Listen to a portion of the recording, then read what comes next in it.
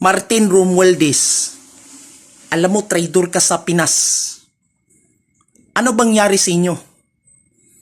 Kakampi ka ng maruhas? Alam ko na. Huwag kang magsisinungaling. Bugok ka. Pwede ba?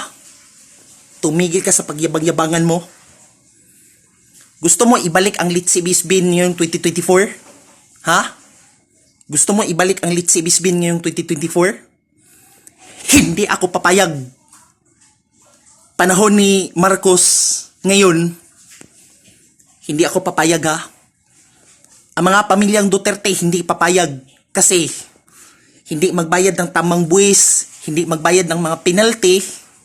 Yun bang kasalanan nyo? Kayo mga pro-kapamilya, pwede ba tumigil na kayo? Mag-move on na kayo?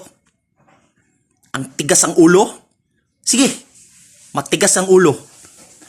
Gusto mo magbayad ng penalty? Ha? Gusto mo magbayad ng penalty? Magbayad ka.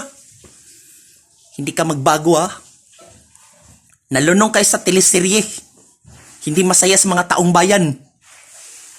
Sana ban puro life na mga teleserye na puro patay, puro sampal, lalo ng K-drama. Ilipat sa umaga.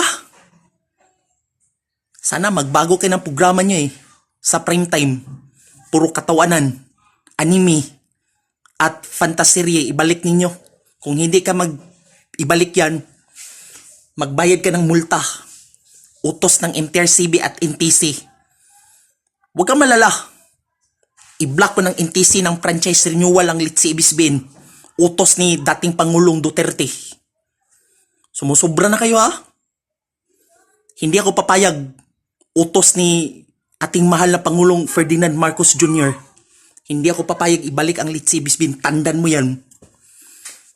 Carlo Katigbak, Mark Lopez, Gabi Lopez, pwede ba tumigil na kayo?